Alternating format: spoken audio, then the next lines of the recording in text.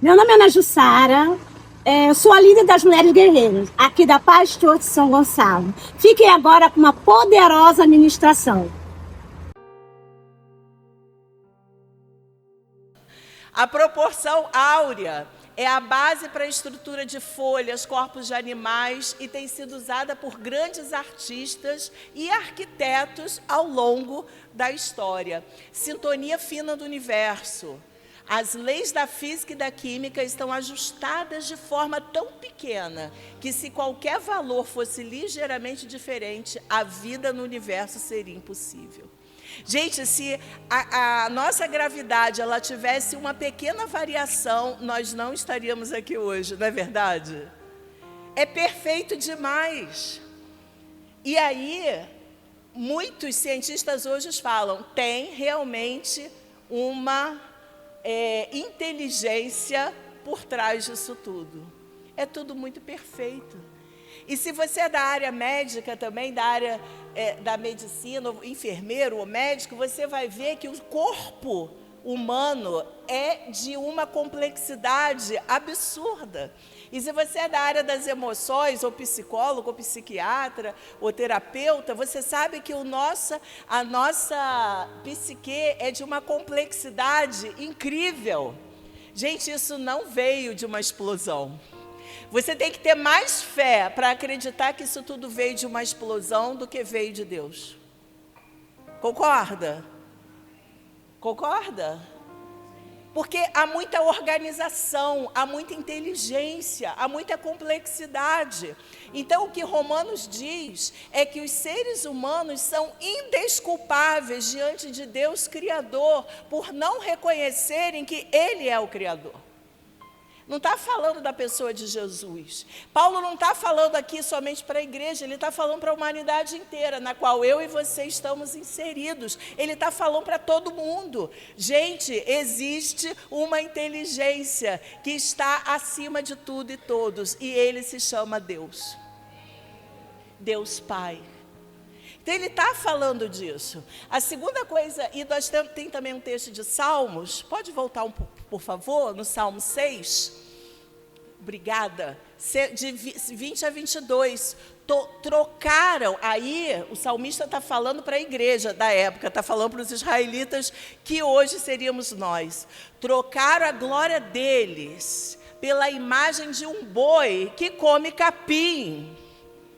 Esqueceram-se de Deus, seu Salvador, que fizera coisas grandiosas no Egito, maravilhas na terra de Cã e feitos temíveis junto ao Mar Vermelho. Continua, por favor. Então, a idolatria é o culto, adoração, serviço ou devoção excessiva prestada a ídolos, imagens ou qualquer pessoa, instituição e ambientação, ambição material. Idolatrar é colocar algo no lugar de Deus na nossa vida. E pode ser uma pessoa, tem gente que idolatra pessoas. Pode ser que você idolatre seu trabalho, seu emprego, dinheiro. São coisas que querem se colocar, nós aceitamos que sejam colocadas na nossa vida no lugar do Criador. E isso, sim, Deus abomina. Estão compreendendo isso? É muito mais, meu filho pecou, eu raio nele. Que isso, gente? Que concepção de Deus é essa? Isso é uma concepção que vem dos gregos, né? De Zeus, raio, pá. Esse não é o meu Deus. Mas o meu Deus é justo. E Ele quer que a humanidade reconheça que Ele é o Criador. Mas é porque Ele como é que fala? A pessoa que tem pensamentos muito altos, a gente fala, esqueci o nome. Mas é porque ele é narcisista, é porque, não é essa palavra que eu ia usar, era outra. É porque ele é narcisista, é porque ele quer ser o centro das atenções? Não. Oi? Não era a palavra que eu queria falar, era outra, eu esqueci. Megalomaníaco. Porque ele é megalomaníaco? Ele quer que todo mundo se prostre a ele porque ele é o Criador? Não. É porque Ele quer ter relacionamento com a gente. E Ele sabe que nós fomos feitos para estar com Ele. E que quando nós não adoramos, e Paulo vai falar isso depois em Romanos, quando nós não colocamos Cristo no centro da nossa vida, nós nos tornamos escravos do pecado. É por isso. Porque nós fomos criados para estar com Ele. Nós fomos feitos para andar com Ele. Não apenas para viver deixa a vida me levar, mas para viver com propósito, com foco, com direção. Você sabe alguém que quer que você seja muito feliz? Deus. Você sabe alguém que quer que você seja realizado e conquiste seus sonhos? Deus. Mas Ele sabe também que para conseguir isso, a gente precisa andar com Ele. Porque não existe só Deus no universo. Existe o mal, existe o maligno. Existe Satanás e seus demônios que te odeiam e quer te destruir com todas as forças que eles têm. Então, quando a gente reconhece que Deus é o Criador, é o dono de todas as coisas, e a gente coloca Ele como centro da nossa vida, a gente agrada o coração dEle. Segundo ponto que nós vemos ainda em Romanos é a troca da verdade pela mentira. Dos versos 24 a 27, por isso Deus os entregou à impureza sexual, segundo os desejos pecaminosos dos seus corações, para a degradação dos seus corpos entre si, trocar a verdade de Deus pela mentira, adorar e servir coisas a seres criados em lugar do Criador, que é bendito para sempre. Amém. Por causa disso, Deus os entregou a paixões vergonhosas. Até suas mulheres trocaram suas relações sexuais naturais por outras contrárias à natureza. Da mesma forma, os homens também abandonaram as relações naturais com as mulheres, se inflamaram de paixão uns pelos outros, começaram a cometer atos indecentes, homens com homens, e receberam em si mesmo o castigo merecido por sua perversão. Esse é um texto bastante polêmico, mas como nós, da Paz Church, não nos envolvemos com questões polêmicas, mas nós somos absolutamente cristãos, absolutamente neotestamentários. Eu vou dizer para você, homossexualidade não é crime. Nós não podemos ser homofóbicos. Amém? Nós não podemos ser homofóbicos. Isso é crime. Falando de lei, homossexualidade não é crime. O direito do trans ser chamado de homem ou mulher trans também é lei. É lei. E se você não reconhece isso, você pode ser preso. Precisa saber disso. Porém, eu não estou falando disso, eu estou falando da Bíblia. E a Bíblia mostra que a homossexualidade é pecado diante dos olhos de Deus. Por quê? Porque Ele criou o ser humano, homem e mulher. E Ele tem um alvo. E a palavra pecado significa errar o alvo. Eu já conversei várias vezes com jovens, adolescentes. Eu tenho um coração, nós pastores temos um coração muito amável, muito amoroso. Pessoas que trazem questões sobre sua sexualidade. E, gente, traga mesmo, porque o lugar de falar sobre sexualidade também é na igreja. Não é o projeto, nós não vamos falar agora sobre a questão da sexualidade, não é o objetivo, não é o lugar e não é o propósito. O que eu quero dizer é que sexualidade faz parte da vida. Amém? E Deus tem um alvo para nós, que nós tenhamos uma sexualidade saudável. Porém, esse texto diz, e o que Paulo está querendo falar, é que quando o ser humano se afasta de Deus, ele é entregue às suas próprias vontades. Deus permite. Aí você vai falar, mas se o mundo está assim, por que Deus não faz nada?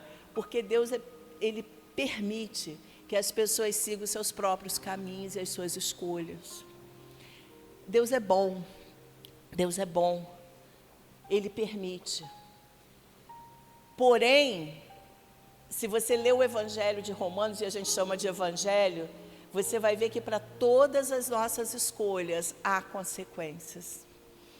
E a questão da homossexualidade, eu falo isso com muito carinho. Por quê? Porque eu tenho colegas homossexuais, pessoas que eu amo profundamente, pessoas que eu abraço, que são meus colegas, que são pessoas maravilhosas, mas que escolheram ir por um caminho que não é o caminho que agrada o coração de Deus.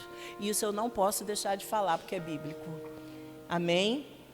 Mas isso nunca fez parte da agenda de Jesus. Jesus não ficava apontando para ninguém. Quando aquela mulher estava para ser crucificada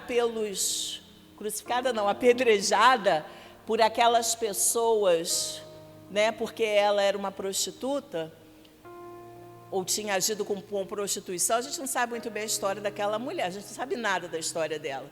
E aqueles homens estavam ali para apedrejar, e Jesus se coloca ali, e ele fala: o primeiro que não tiver pecado, pode atirar a pedra. Quem não tem pecado, pode atirar. E eles foram saindo um por um, porque nenhum deles tinha condições de condenar aquela mulher. Mas quem tinha? Quem tinha? Jesus. Ele fica. Ele não faz aquela frase, é o último que fecha, como é isso? O último a sair que fecha a porta. Gente, eu também. Pum. Não, ele fica ali. E tem um momento que aquela mulher, ela tem que olhar para ele. E eu imagino um filme na cabeça dela. A gente não sabe nada. E naquele encontro, que é um confronto também, ele fala para ela: ninguém te condenou? E ela: não, Senhor. E ele diz: eu também não te condeno, mas vá e não peques mais. Porque o problema é o pecado. O pecado é aquilo que nos afasta de Deus. O pecado é aquele propósito para o qual Deus não nos fez. Entende isso? Pecado significa errar o alvo. E o alvo não era aquele. Inclusive, a palavra prostituta, ela não pode ser usada. Vocês sabiam disso? São profissionais do sexo. A gente tem que aprender essas coisas, amigos. E se a pessoa ela escolheu ir para essa área na vida dela, seja qual for o motivo para viver a vida dela, ela não pode ser acusada, ela tem um direito em relação àquilo. Cuidado para a gente não ser também preconceituoso em relação a isso. Amém? A palavra de Deus nos dá palavras sobre isso, mas a gente não pode acusar as pessoas. A gente precisa amar. E entender que se Deus respeita que as pessoas sigam seus caminhos, quem somos nós para acusar? E Paulo vai falar sobre isso em Romanos. Então, Paulo não passa a mão no pecado, nem Jesus fez isso. Mas ele chama a atenção em relação a isso. E olha lá em 1 Coríntios 6, de 9 a 11. Vocês não sabem que os perversos não herdarão o reino de Deus? Não se deixe enganar, nem imorais, nem idólatras, nem adúlteros, nem homossexuais passivos, ativos, nem ladrões, nem avarentos, nem alcoólatras, nem caluniadores, nem trapaceiros herdarão o reino de Deus. Às vezes a gente tende a achar que é só uma coisa, não é. São várias coisas ali. Assim, olha bem o que o texto diz: assim foram alguns de vocês, mas vocês foram lavados, santificados, justificados no nome do Senhor Jesus Cristo e no Espírito do nosso Deus. Amém? Glória a Deus por isso. Porque por causa da graça é que nós podemos estar aqui. Glória a Deus por isso. E o terceiro ponto é a troca deliberada da verdade por amor à maldade. Aí você vai falar: pastora, tem gente que ama a maldade? Tem. E o que é isso? Coloca lá no texto. Gente, essas palavras parecem tão atuais, né? Isso foi escrito há mais de 2000 anos. Além do mais, visto que desprezaram o conhecimento de Deus, Ele os entregou uma disposição mental reprovável para praticar o que não deviam. Tornaram-se cheios de toda sorte de injustiça, Maldade, ganância, depravação, estão cheios de inveja, homicídio, rivalidades, engano e malícia.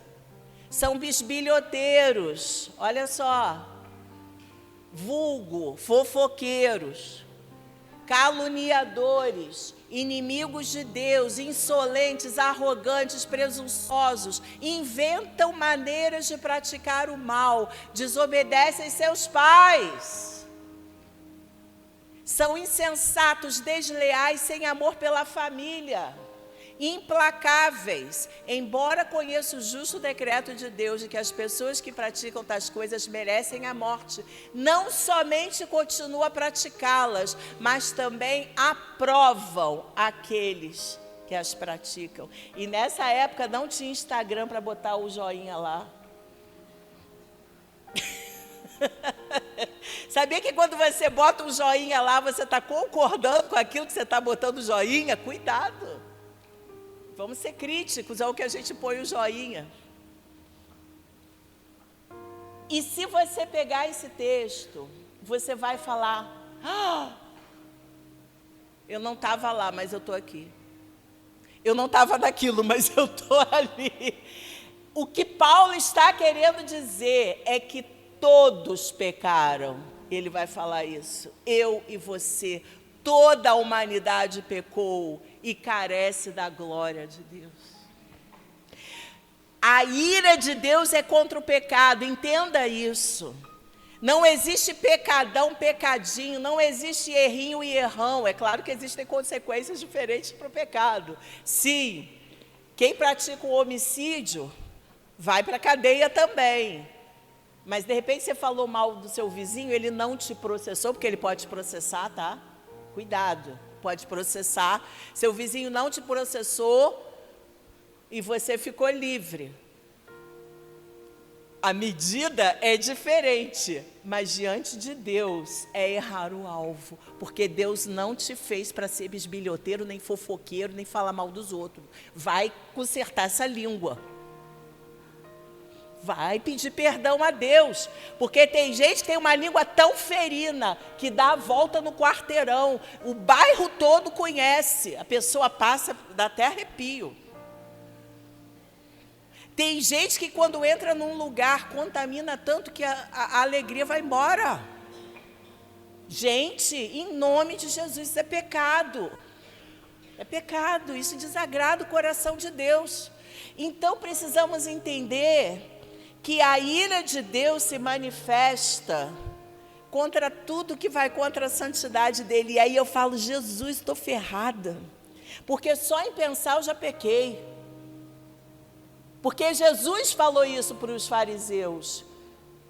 Vocês dizem que se a pessoa comete adultério e tal, ela está em pecado, mas a forma que vocês olham para uma mulher já mostra que vocês estão em pecado no coração, já pecou. E isso deixou eles assim, porque o pecado é terrível, Deus é santo. E aí a gente fica apontando fulano, tá? Quando eu aponto alguém, 3 voltam para mim, no mínimo. Então eu falo: Jesus, estou ferrada, não tem salvação para mim, não tem jeito para a minha natureza humana. E é isso que Paulo vai falar em Romanos: o pecado é terrível, e o pecado não está fora, ele está dentro de mim, ele está lá. Eu tenho a natureza pecaminosa dentro de mim. E aí, se você olhar, volta, por favor, lá no início, um texto que Jesus, eu pulei de propósito. Pode voltar, gente, eu vou e volto hoje. Volta lá, pode voltar os slides, lá no início. Pode voltar. Obrigada. Quando Jesus diz em Marcos 2,17, não são os que têm saúde que precisam de médico, mas sim os doentes. Eu não vim chamar justos, mas pecadores. Glória a Deus por isso! Glória a Deus por isso! Por Porque dentro da minha natureza humana há pecado. Não existe pecadinho, pecadão. O próprio pensamento imoral, o próprio sentimento que vai contra a glória de Deus, que vai contra aquilo que Ele desejou e fez. Você sabe uma das coisas que a gente não fala, mas que agride o coração de Deus? A incredulidade. Incredulidade. Porque sem fé é impossível agradar a Deus. E quando eu sou incrédulo, quando eu não me arrisco, quando eu não faço o que Deus me falou por incredulidade, eu também estou pecando. Então, se eu coloco num saco, eu falo, Jesus. E aí, eu ouço, a minha graça te basta, porque o poder se aperfeiçoa na fraqueza. E aí Paulo, futuramente, vou dar um spoiler, mas você já conhece, está lá em Romanos 6, ele vai falar, então eu vou pecar mais para que a graça seja maior? Não! Porque a lei que me levava a pecar, a comer o pecado, a beber o pecado e a fazer, porque eu não conseguia quebrar, ela é quebrada por causa de Jesus Cristo, meu Senhor, que veio habitar dentro de mim e fez em mim uma nova criatura, incorruptível, protegida. Então, eu tenho no meu coração uma luta, ele vai falar isso em Romanos 6 e 7, com o meu pensamento, eu amo Deus e quero fazer a vontade de Deus, mas eu vejo dentro de mim uma outra lei, que é a lei que me faz pecar, e ele fala, o que vai ser de mim? Então ele fala, graças a Deus por Cristo Jesus, que morreu na cruz por mim e me livrou da lei que só me fazia pecar. Eu sou livre, eu sou livre,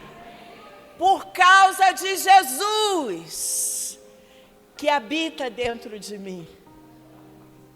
Sabe qual é a diferença sua para a pessoa que está na lama do pecado? É que você já esteve lá, mas hoje Jesus te fez uma nova criatura. Sabe qual é a diferença minha para o irmão que vem confessar pecado? É porque Deus tem dado graça, porque quem está em pé, cuide que não caia.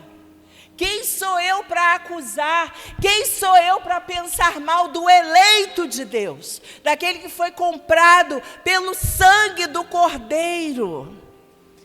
E que está ali lutando, pastora, peguei de novo, pastora, eu não consigo. E eu falo, consegue, a carne é fraca, mas o Espírito é forte.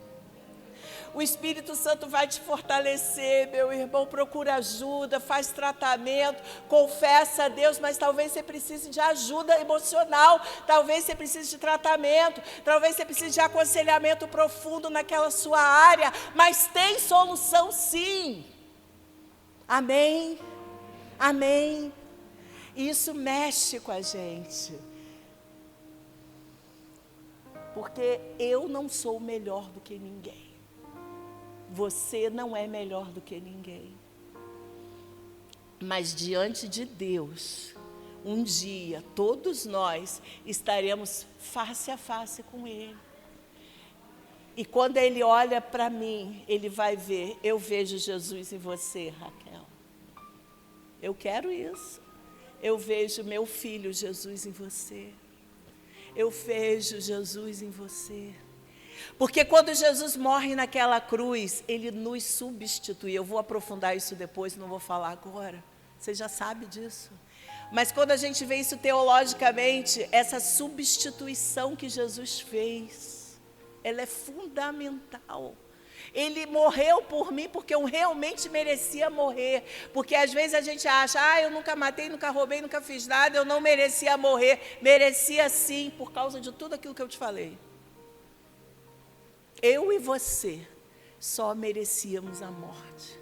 E não é pelo que a gente faz ou deixa de fazer, é por causa dessa natureza adâmica que vem entranhada dentro de nós. Graças a Deus por Jesus. Nós estaremos toda terça-feira, às 8 horas, aqui no YouTube. Nos acompanhe nas redes sociais para saber mais informações. Tchau, tchau.